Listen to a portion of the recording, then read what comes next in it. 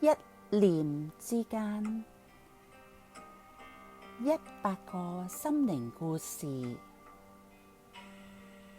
作者蘇十瑩。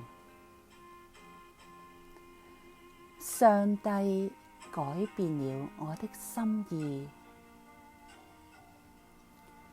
有一日，外婆注到平時心平氣和嘅孫，竟然好急躁，好唔開心。外婆就問下啦：阿孫啊，乖孫，點解你呢排咁樣唔開心嘅？阿孫就好煩躁話：我最中意嘅彈珠唔見咗啦，嗰個貓眼嗰個咧，我好難先得到佢，但係而家唔見咗咯。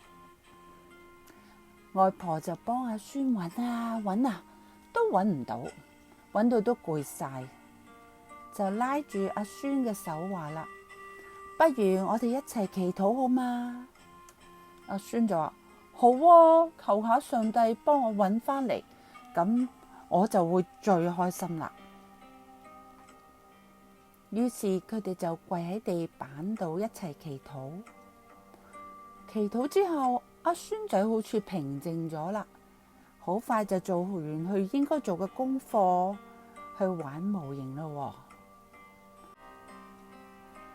第一，外婆見到個孫好似平時咁開開心心嘅，咁就問佢啦：阿孫啊，唔通你揾到你個寶貝彈珠啦？阿孫話：冇啊，仲未揾到啊。婆婆就好奇怪喎，咦？我見到你開開心心咁，仲以為你揾到添。阿孫就話：冇啊，但係天父讓我唔想再去揾佢啦。佢咧讓我去諗玩下爸爸俾我模型咯，都好開心啊。外婆睇到孫仔玩得咁開心，幾日之後又再送一盒玩具模型俾佢。朋友，祈禱咧未必一定會讓我哋得到所要嘅嘢，但係祈禱咧就會讓我哋得到平安同埋喜樂。聖經上講，只要我哋禱告，就必定有出人意外嘅平安臨到我哋，就好似孫仔祈咗禱之後一樣。誠心嘅禱告必定得到上帝嘅回應，除咗平安同埋喜樂之外，仲會得到比原先想嘅更加好。上帝藉住我哋嘅禱告，改變我哋嘅心意，讓人算變得同天意接近。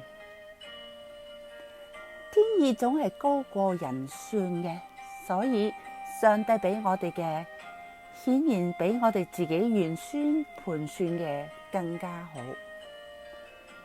聖經喺腓立比書4章6至7節話：